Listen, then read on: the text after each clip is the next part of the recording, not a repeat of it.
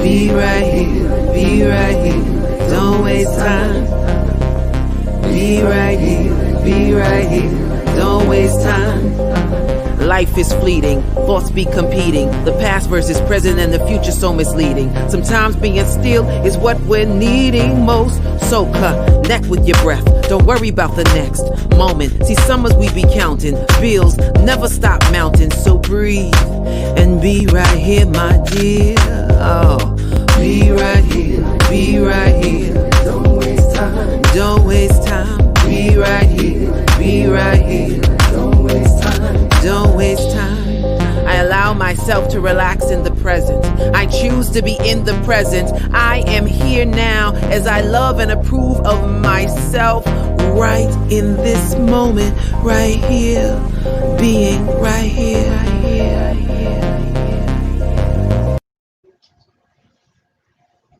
Good morning. We are live on the beautiful campus of Wittenberg University in Springfield, Ohio. It is Wednesday here at Straight No Chaser with Dr. Julius Bailey, and by now you know that I am Julius Bailey. And this is our 6th show in this journey. Each day becomes better and easier to face you, my wonderful audience of over, 20,000 views of the past 5 shows. Thank you so much.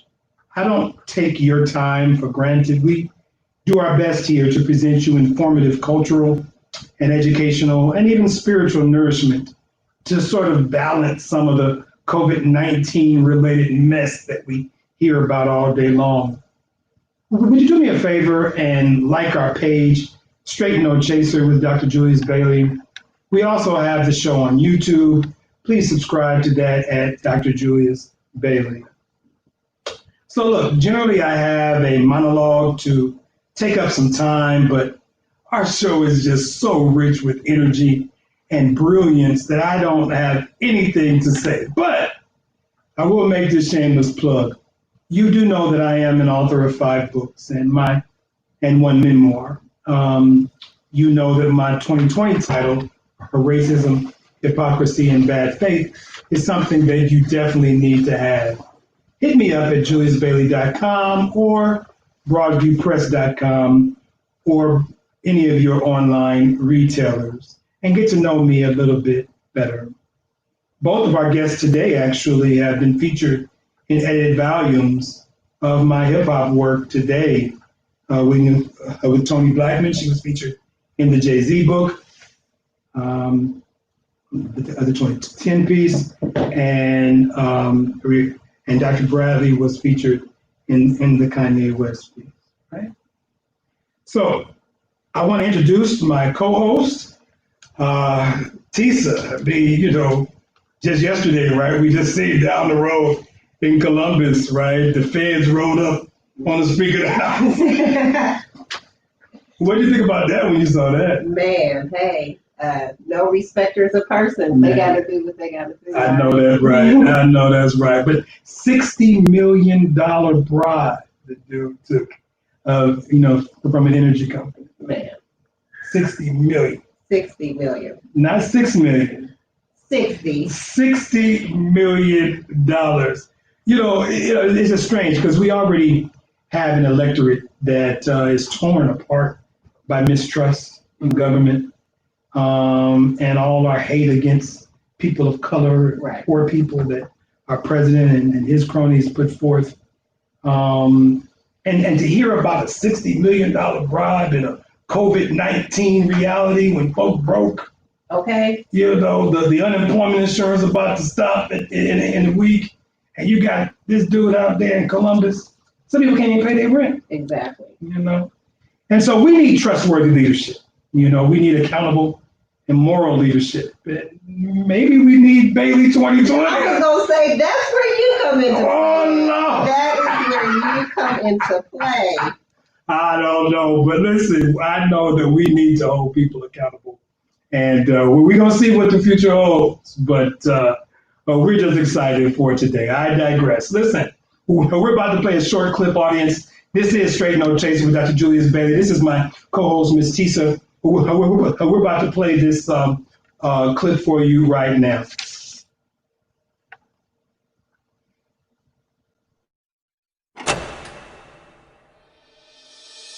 Some of us are brunette.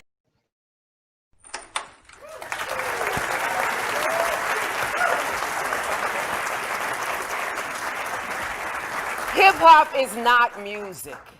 It is not dancing or DJing. It is not writing or rhyming. It is not the boom bap, the boom boom bap. But the way the boom bap feels when it moves through you. Hip hop is not music. It is feeling. Hip hop is within.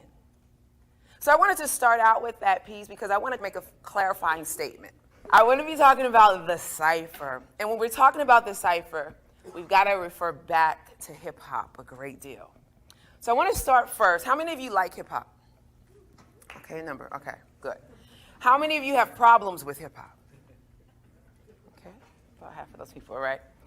I'm going to start because when I look at television and radio, what I see represents about 2% of the hip hop that I know. I've traveled to 34 different countries around the world, and I've seen hip hop practitioners represent the culture in a myriad of different ways that we never see on television here in the United States of America. Songs that we never get to hear on the radio. So I want to begin first by giving you a context. When I say the words hip hop, that I'm not necessarily talking about what you heard on the way here in the car in the commercial radio. I'm talking about the art, and I'm talking about the craft. I'm talking about those of us who love this the same way. You guys know jazz lovers who like, they just live and breathe for that. Yeah, man, right? There are hip hop people. If you can take me anywhere in the world, drop me out of an airplane, and if you can show me where the hip hop heads are, I can show you that I have a place to sleep tonight and something to eat. It's not a cult, it's just a community, right? A community of people who love this music and art.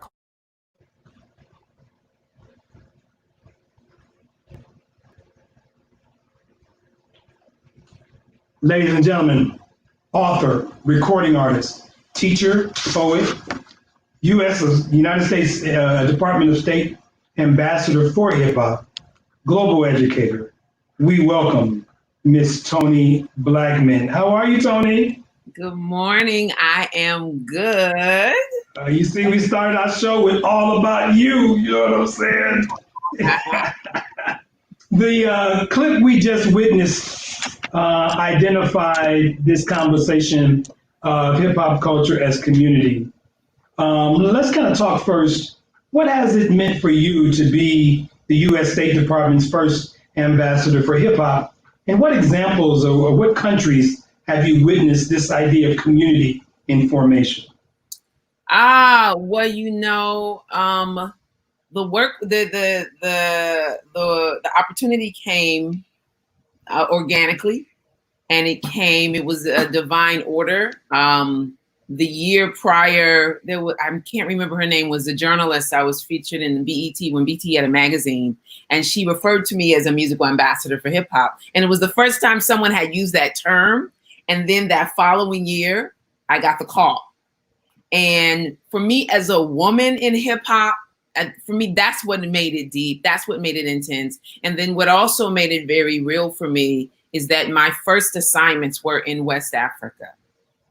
And I'm very clear that I've always been very clear that my roots were in West Africa. So there was this experience of taking this art form, this culture, obviously influenced by the African oral tradition, obviously influenced by traditional African dance and the drum, taking it from here where we gave birth to it back home to Senegal and to Ghana.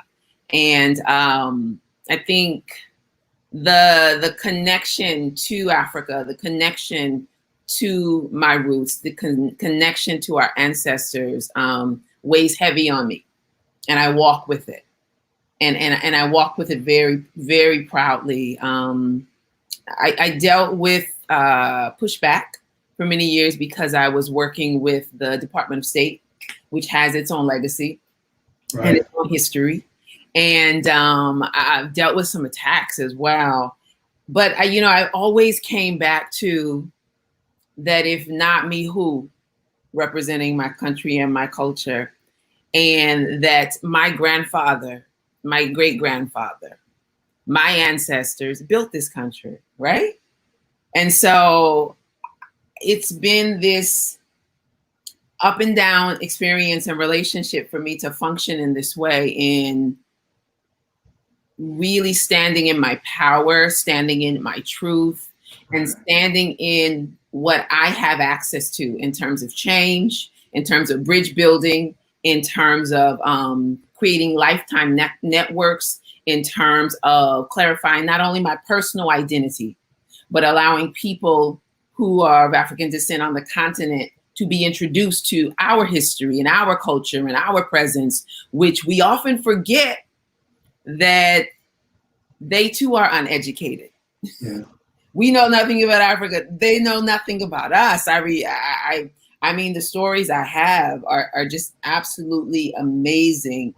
But that first trip, I remember people warning me about going to a Muslim country as a woman, as a young woman. And Julius, when I tell you, it was one of the most beautiful and profound experiences I've ever had in my life to this day.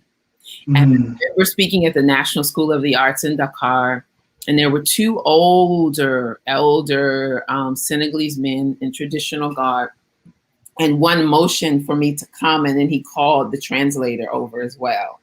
And if I go deep into what they said to me, I'm going to start to cry.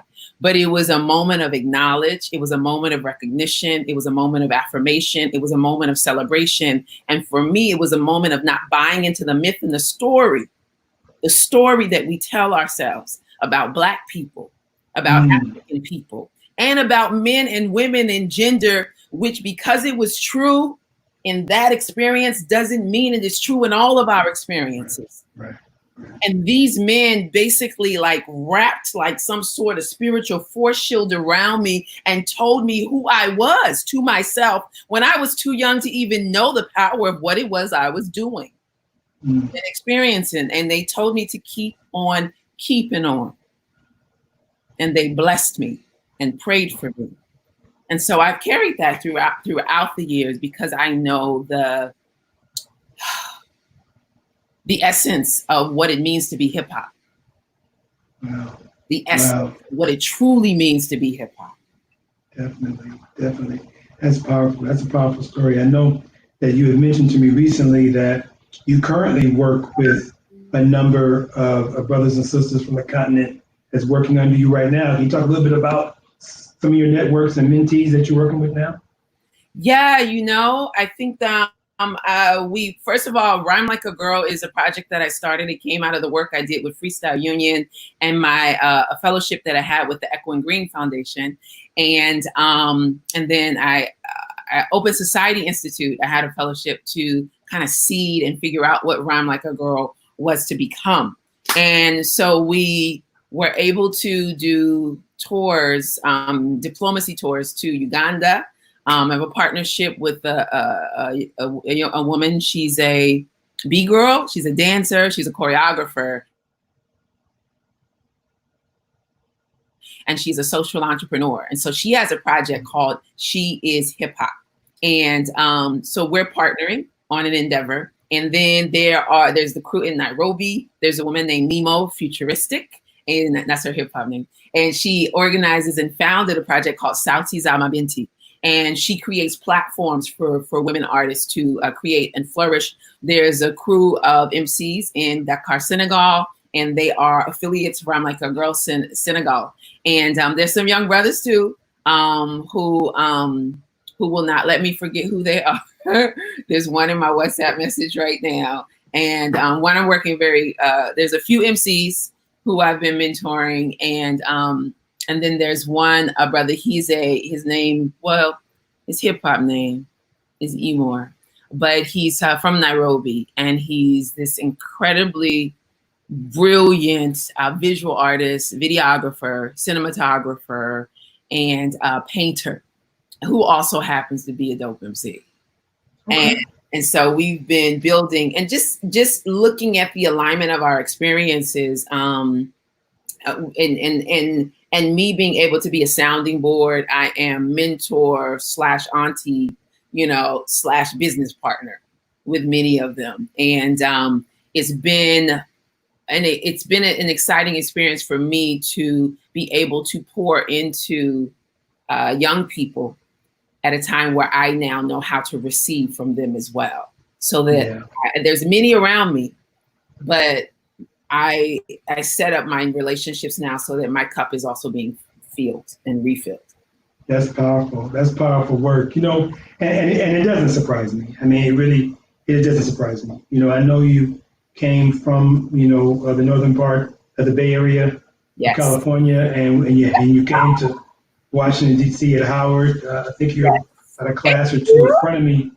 But, if I'm honest, like the story you're telling, you've influenced me, right? I mean, for me, you were amongst a small group of student leaders at Howard who made me who I am today. I mean, I'm not shy to publicly thank you.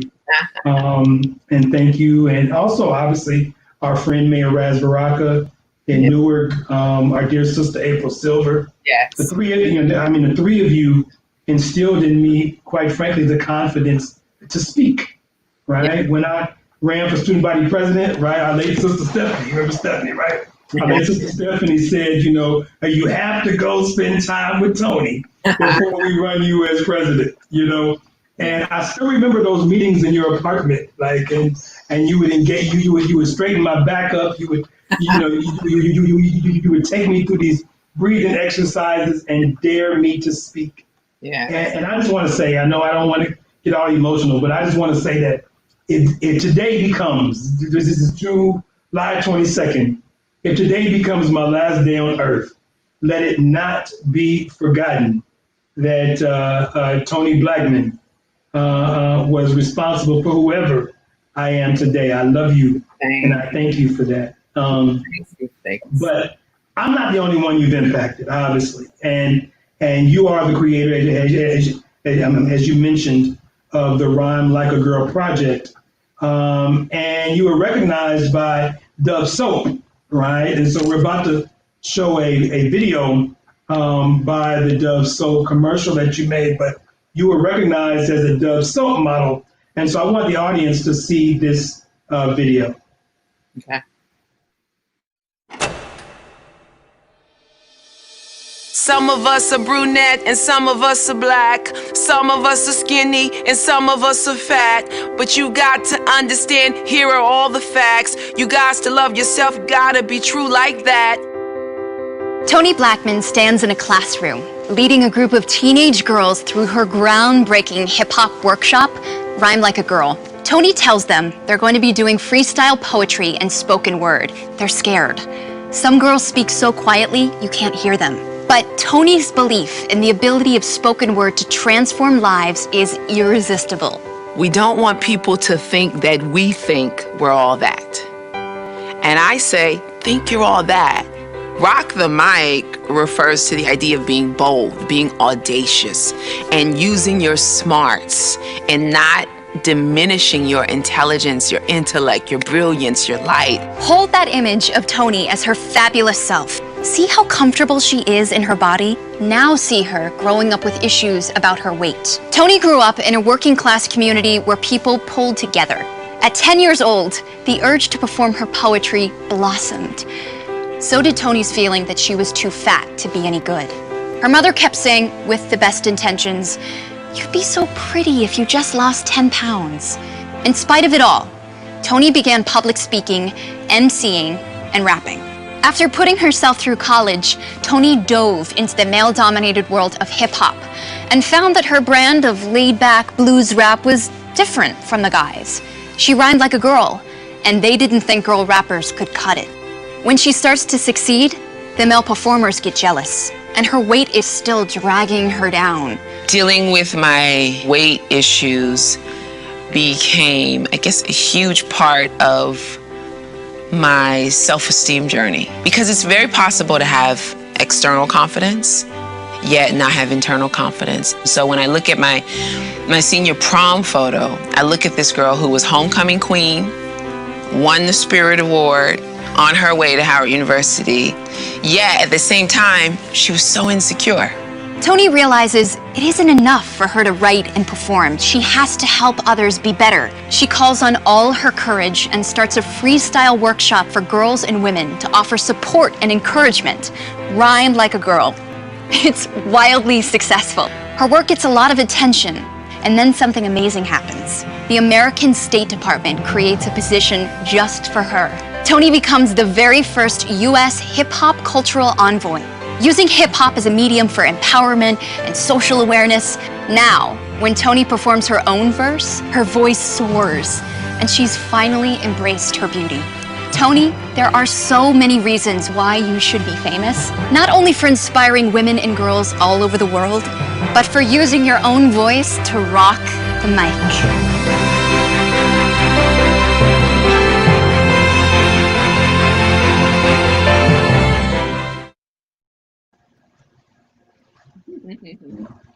Toni, you are amazing.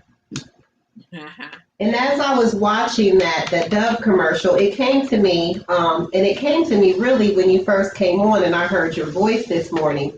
But you exude such a power and such a passion.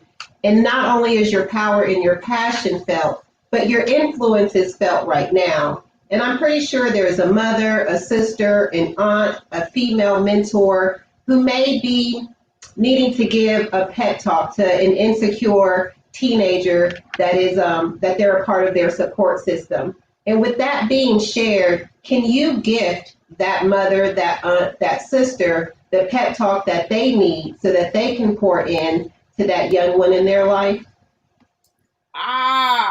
Random pep talk out the blue. I don't know. And the way you was spitting on that cipher, I know you got it, girl. You got it. No, I think right now, one of the things I've been saying to the really young women in my life is to do the inner work that you need to do to be able to honor your truth.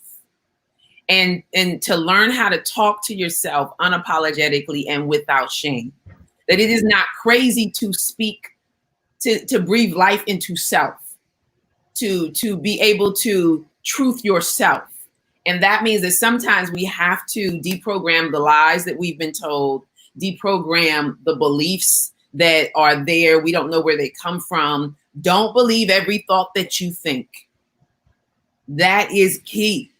Just because you think it does not mean it's true. And that means other things that people say to you is not always rooted in truth either. And so I think it's very powerful for us to stand in a space of acknowledgement that all of us humans are flawed, that our thinking can be flawed, and that we can't allow it to penetrate us. We can't allow it to live in our chest, to live in our souls. We can't allow it to be our guide. Too many of us, and this goes for adult women too, too many of us become story machines. Like we make up these stories and we believe the stories, or we believe that because Michelle looked at us this way, that it meant something. You have no idea what Michelle is thinking, right? Or that because John didn't call us back, that it meant something. You have no reason why John didn't call. You don't know why he didn't call you back, or you don't know why you weren't selected for the fellowship. You don't know why you didn't get that particular job. In many instances, sometimes you do, but we have to be so mindful of what we're doing with this thing up here between our two ears. It's dangerous if we leave it alone. So I program myself. I talk to myself. I manage this. And when I feel like it's going astray, I reel it back in and I do whatever I have to do by any means necessary to bring myself back center. And you're not crazy for doing that. Wow. Hey, we got to drink to that, Toni. Hold on for a minute. We're going to drink to that. We're going to drink to that. So look, we're kind of wrapping up our time.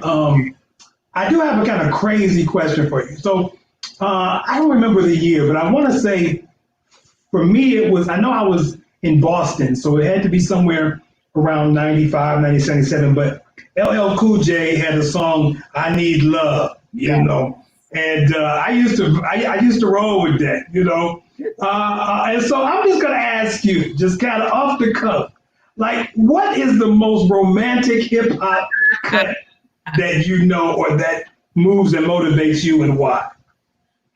You mean, well, it depends on the era. It depends on Okay, that's true. I mean, I Need Love was for a certain era of life, right? And then I think in the golden era, it was probably something, you know, A Tribe Called Quest was really sexy, you know what I mean? In a hip hop head kind of way. Like you could put Tribe Called Quest on a party and notice that cutie across the room. You understand what I'm saying? Right. Those moments, and then you move it up further to the late 90s, and then it has to be Dead Prez, Mind Sex. Okay. What is sexier to a hip hop head scholar than the brother thinking that your mind is the thing he wants to make love to?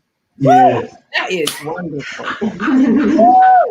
I know you're going to get some amens on that with some hearts about to fly.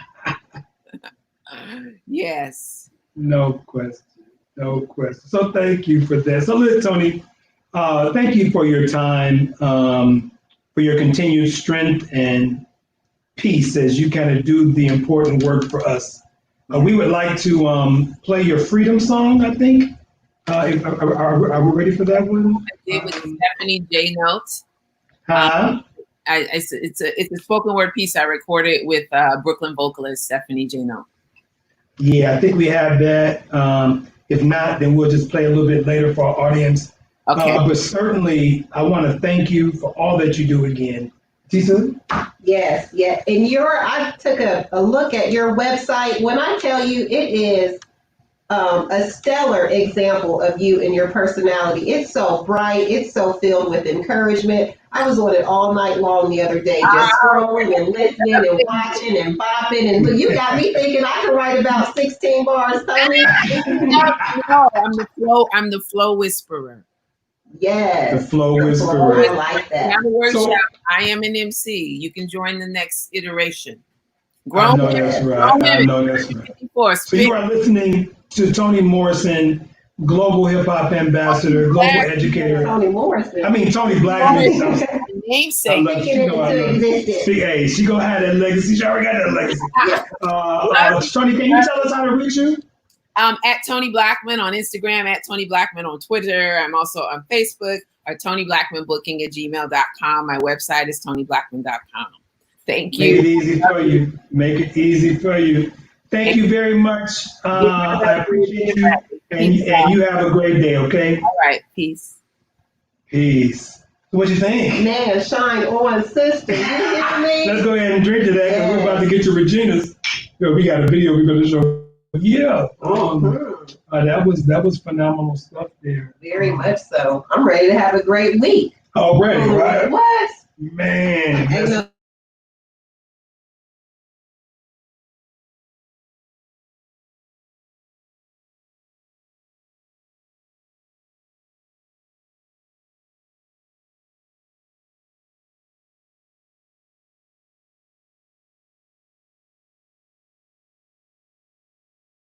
Chaser with Dr. Julius Bailey. and my co-host, Ms. Tisa. We're just excited to share this opportunity with you. We have a video that we want to show you, and please pay attention.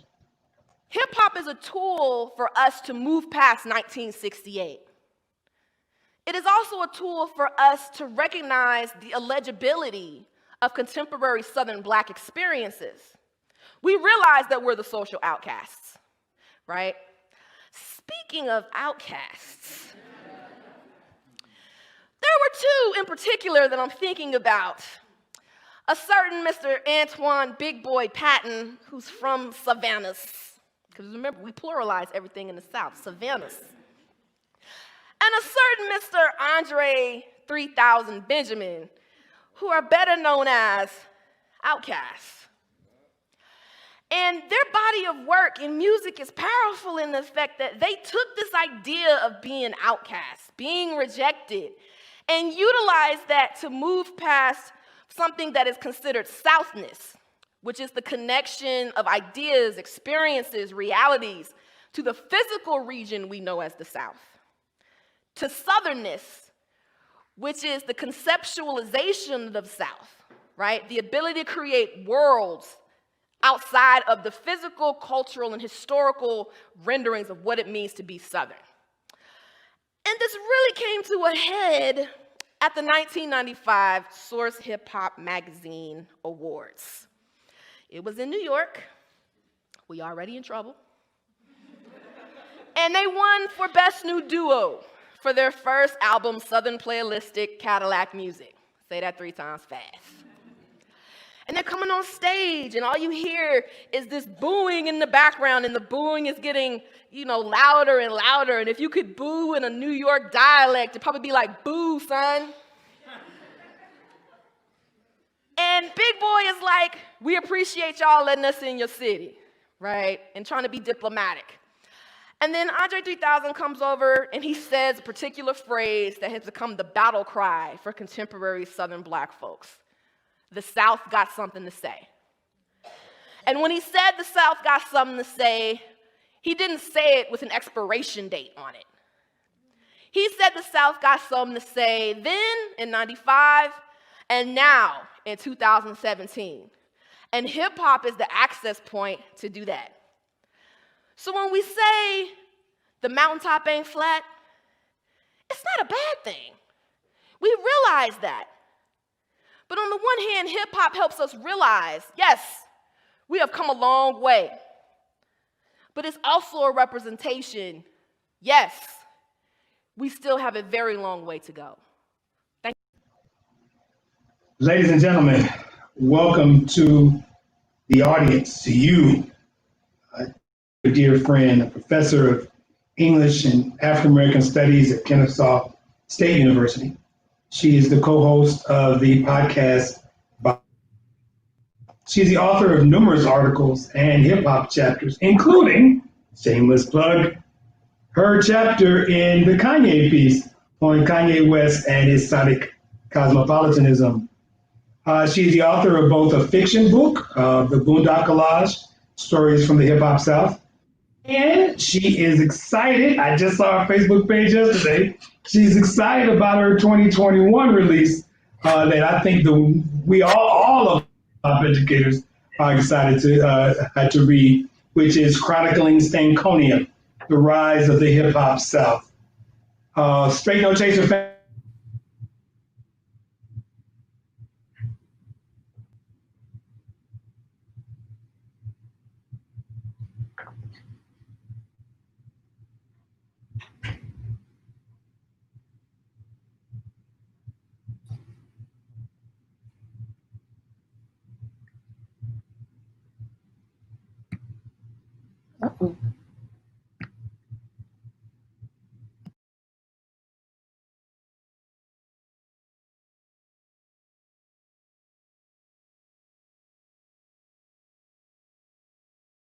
He made the statement in the backdrop, at least was a New York, right? So, what does the South have to say?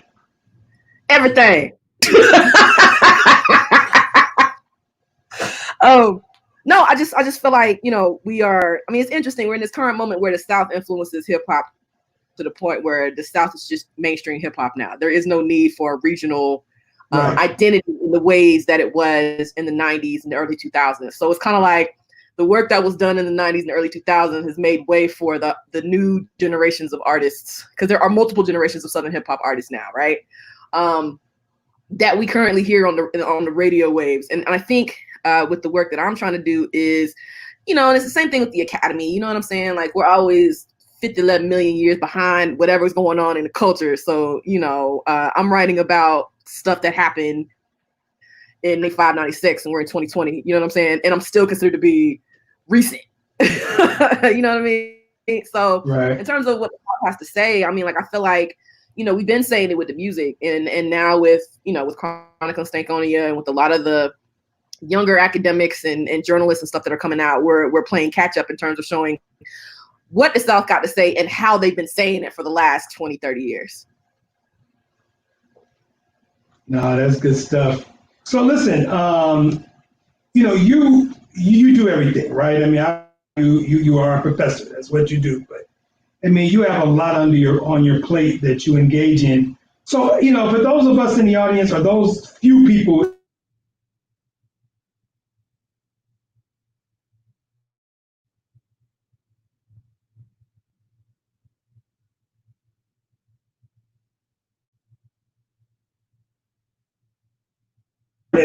if one of us in your classroom.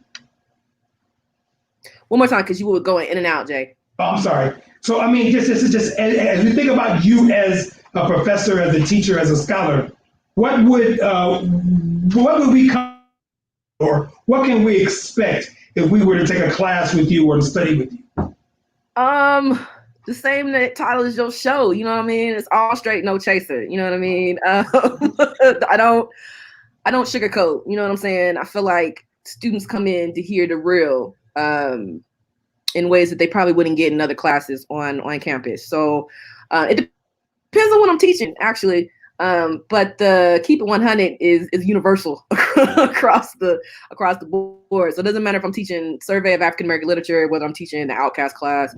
I love teaching the Outcast class the first day because, it depends on the semester, actually. So like the first time I taught it at Kennesaw State in spring 2017, or spring 2018, it was a whole lot of Outcast scholars in the class. So it was like, let's see if she really can back up what she's talking about, what she's theorizing. That was the fun part of it. You know what I'm saying? I had to school the babies. You know what I mean? Like, yeah, you heard about them on this little stream service. I was there when it was brand new on the radio. Shut up. Right. So, or like this last semester, I had a lot of students who were not familiar with Outkast, and we're not familiar with Southern hip hop. So it was kind of like let me take you by the hand, but I'm still throw you in the deep end. You know what I'm saying? I'm not going to tell you how to listen to the music, what to think about the music. Listen to it. Let's have a conversation about it and put into a larger context about literature, cultural studies, African American studies. And that's always been a really useful way for me to approach the classroom.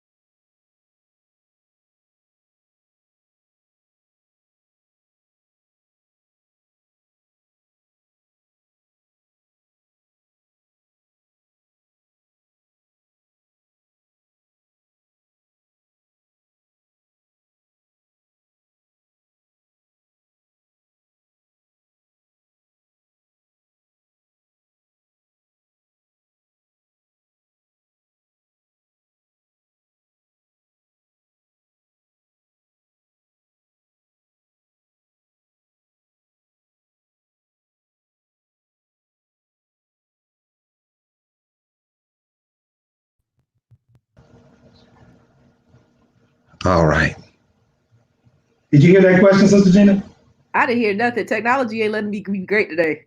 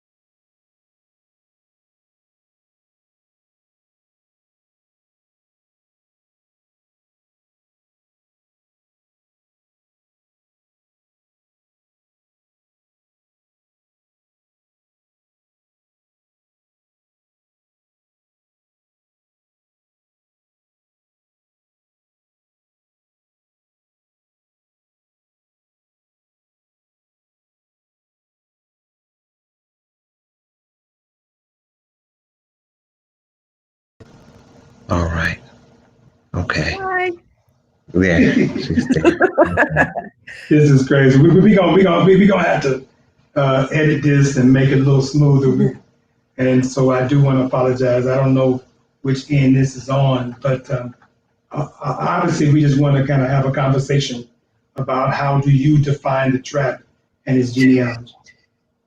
Okay, so I don't know, man. I feel like I should be wearing a shirt that say trap purists. You know what I'm saying? Because most of the trap stuff that I listen to is, I feel like my cutoff date is like 2008. And the reason I say 2008 is because that's when I started graduate school. And when you start graduate school, you know, everything fall apart. So, but I mean, like in terms of I guess trying to define it, I think about the trap as a cultural subgenre. And depending on where you're from, if you're from Memphis, you say it's gonna start in Memphis with like 3 6 and DJ Paul.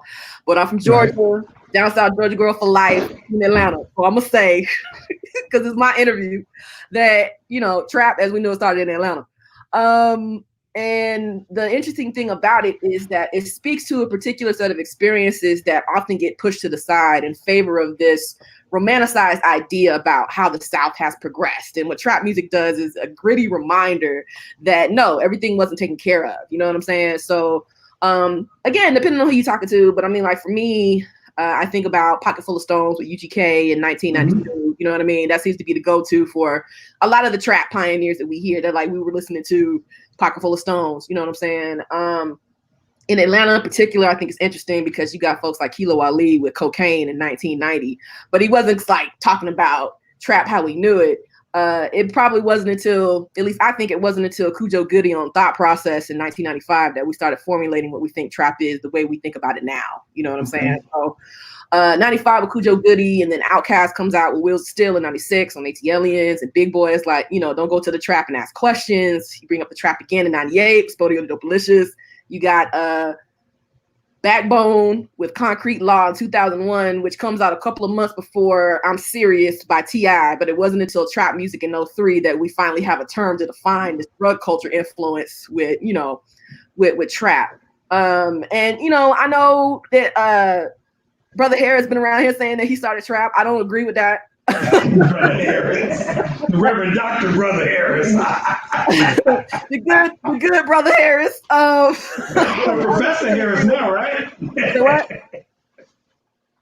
But no. I mean, yeah, you know, he branded it. Yes, like I can't deny that. Like he branded it with trap music in 03, and then you have Jeezy with, you know, Thug Motivation 101 in 2005. You know what I'm saying? And that introduces that gritty, dark synthesizer element that we hear, you know what I'm saying? So that got shouty red, you know what I mean? So it's like all of these things, and you know, again, Georgia, so Gucci Mane, Right.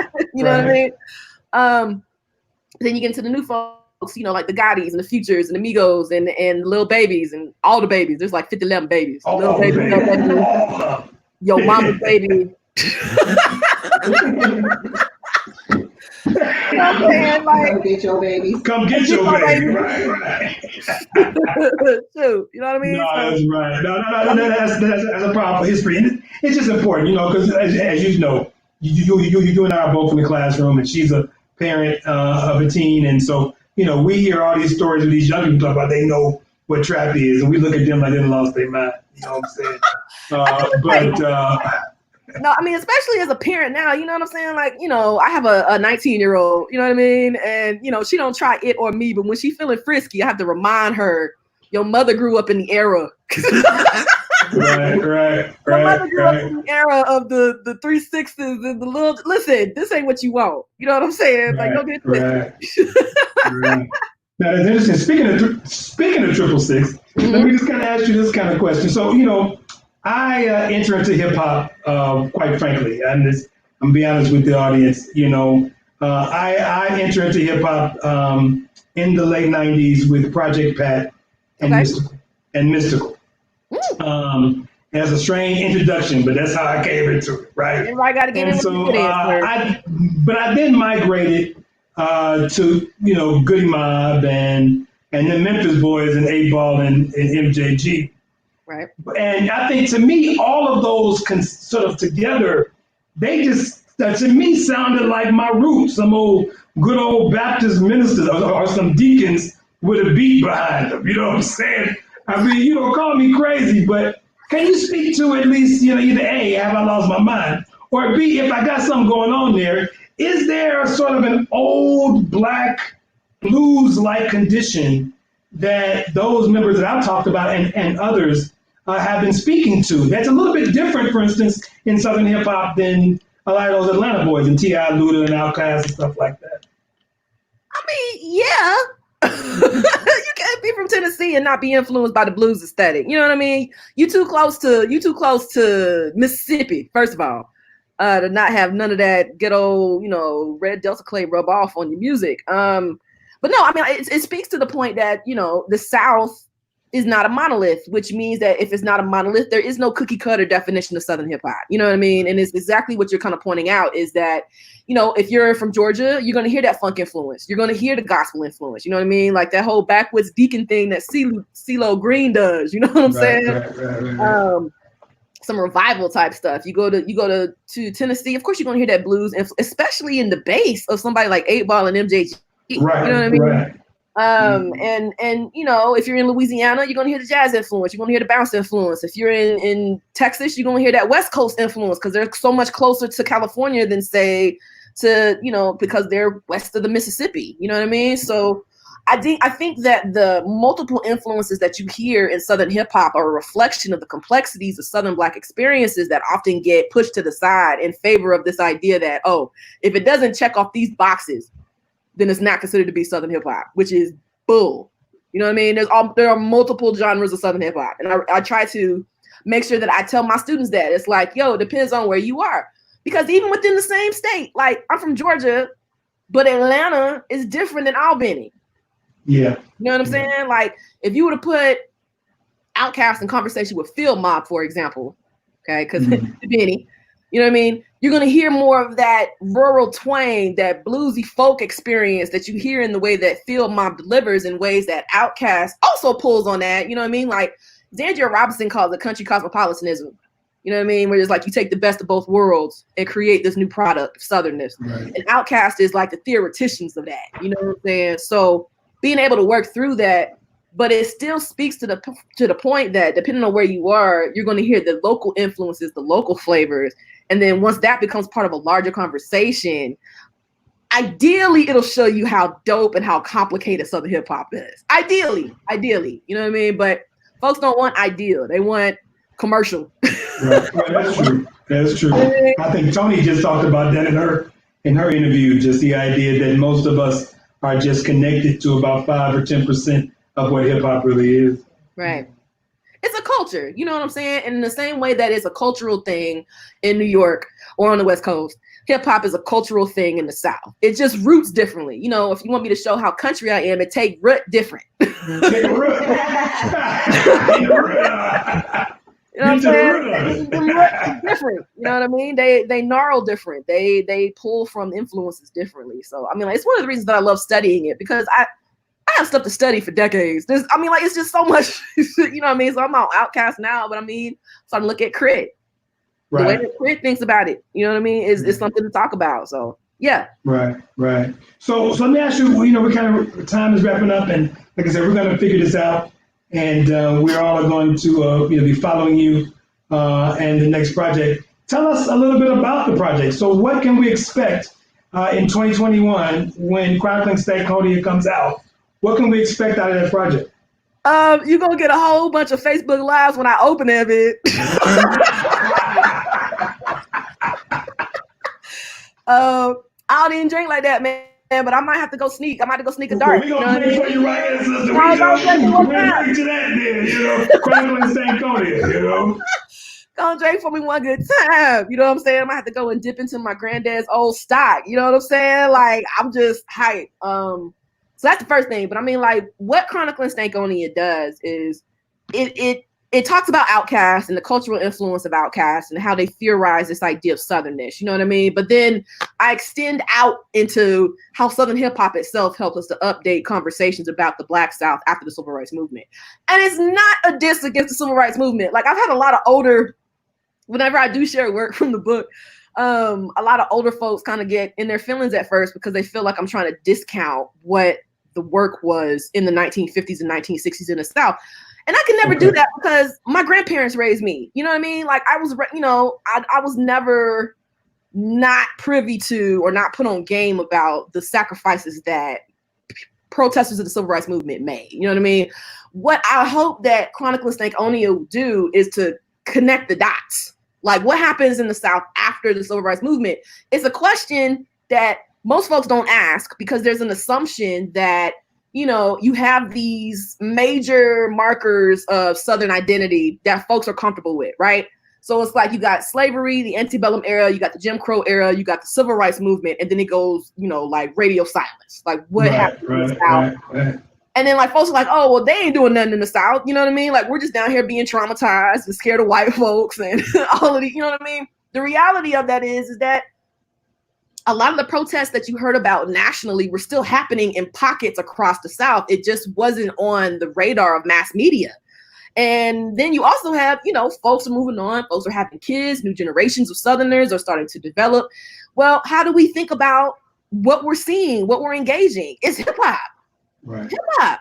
You know what I mean? Like, you know, and I opened the book with the example that, you know, I was a transplant to Albany. Like, I lived in Alexandria, Virginia until I was 14. And then I moved to Albany right before I started high school. But it was like, I thought I was doing something because I was carrying my radio mixtapes with all this New York hip hop on it to Southwest Georgia. Right. I was trying to connect with my classmates. I was like, yeah, you know, Wu-Tang and they looking at me like, right. What? Right. What that 3-6 that cuz? What that Lil Jon and the Eastside Boy that? You know what I'm saying? Like, who is you? You need to slow all of this down. Right. So it became like life and death. It was like, okay, they ain't listening to who they was listening to up in Virginia. I need to figure this out real quick. So I would be glued to my radio with multiple blank tapes. So, like, one tape I remember is I had, I think it was like Wyclef Jean's Gone Till November. And then, like, it gets cut off with 3-6 Mafia's Tear the Club Up. I mean, like, you saw, like, the transitions starting to happen. Right. You know, I was in high school and college when, you know, for a lot of folks, that is the golden era of Southern hip hop. You know what I mean? Like, I was coming of age in this golden era. So it was like Outkast still had new music coming out. We got these folks out of here, out of Louisiana. Cash Money. What? Okay, let's run it. You know what I'm saying? Like, it's all of these things were like happening simultaneously. And I just feel like sometimes I feel like the universe and the ancestors were like, all right, we're gonna make you go live through this so you can theorize this in your shit later. You know what I'm saying? So right. That's what I do. And that's probably the best way. That's probably the best way. Yeah. I'm sorry. I mean, I take what's interesting to me about the Black South and I analyzed it. Outkast is one of the most prominent, necessary groups in hip hop, and I'll die on that hill. You know what I mean? Yeah. But if you're looking at them in the academy, there's nothing out there. Not really. You know what I mean? Like there's not really anything out there. So I mean, it was like, oh, let me run this. You know, Kiese Layman is one of my favorite writers ever. Brothers from Mississippi. You read Long Division. How does he open Long Division? With Outkast. What? Right. Oh, that's interesting. Let me see what I can do with that. Jasmine Ward, we know her now for Sing Unburied Sing, which is great. But her first novel was a trap novel because it was two twins. One went to the trap. One was trying to work on the docks. How did she start that out? With Pastor Troy, with vice versa. You know what I mean? So it was just like, it came unto me, Jay. Like all of the influence came unto me and like, how are they all in conversation with each other? What is this saying about this idea of a hip hop South? And ultimately, hopefully, the thing I want people to take away from Chronicling Stankonia is that the South has a cultural influence that's grounded in hip hop. Right. That's it. Right. No, I mean that's real, and that's why people respect you so much, and I love you so much and respect you so much, is because you identify with the art, but like I say, you're organically a part of it. And so what you theorize is sort of how you ingest it and digest it, right? And then as you look around how others are, and then you're trying to figure out what are the connections and the nexuses and that kind of thing. And so we all are excited for Chronicling Stankonia. If you pay attention, if you just joined in late, we are actually, unfortunately, closing an interview with Dr. Regina Bradley. And she just told us about her 2021 piece, Chronicling Stankonia, The Rise of the Hip Hop South. And so we're going to be keeping an eye on that and certainly bring it up to you. So since you not drinking yet, we're going to drink to that one more time. No, so probably one time. One more time for my sister Regina. Listen, thank you for your time. Like I said, we were sorry about that little brief moment of technology problems. We'll figure it out. And if there is some editing we'll make sure we knock that out for you.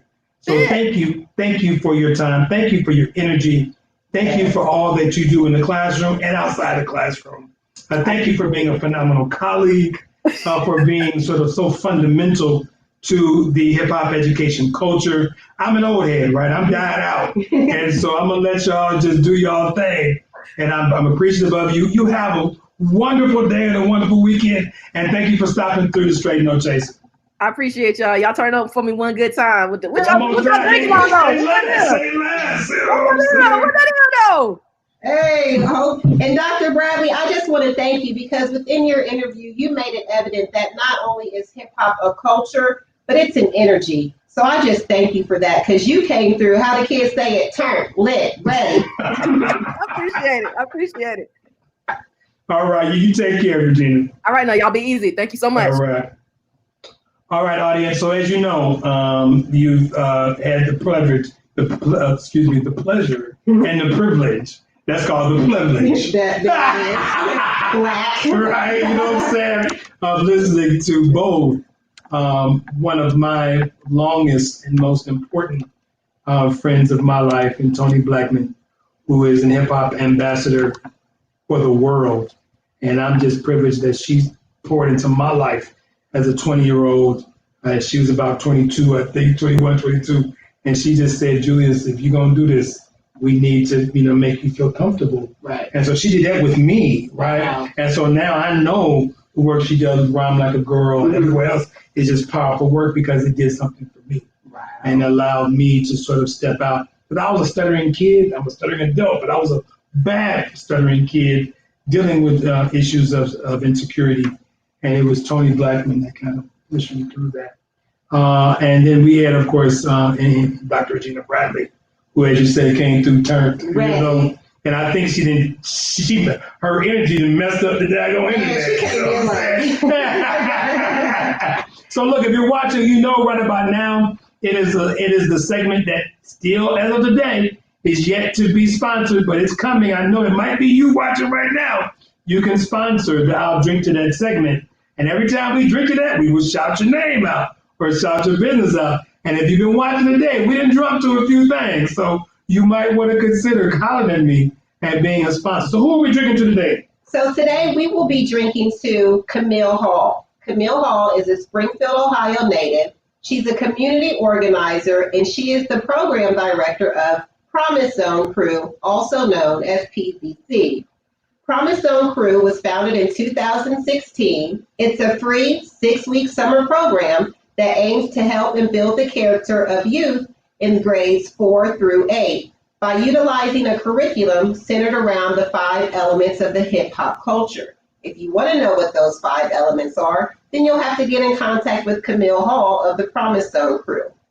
This program is a community effort that's funded by donations and led by volunteers.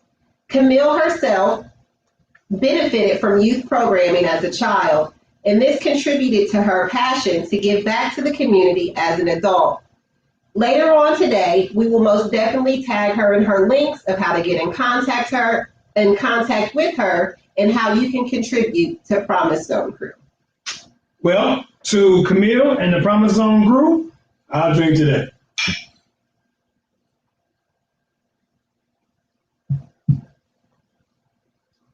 Ladies and gentlemen, as we complete week 3 of this journey that we're taking, it's a 15-show journey that we're taking. We've completed 6. I just want to thank you for your energy, for your time, for your attention, and your patience. We're working through a lot of the kinks, and so today was kind of an anomaly because things were going well, but we're excited about everything that we offer you. Hopefully you are excited. 20,000 of you have viewed our show so far, and we know that more are coming. So thank you. Please like us on Facebook at Straight No Change with Dr. Julius Bailey. Share this video, share our message. Enjoy your phenomenal weekend and have a good day. Take care. Peace.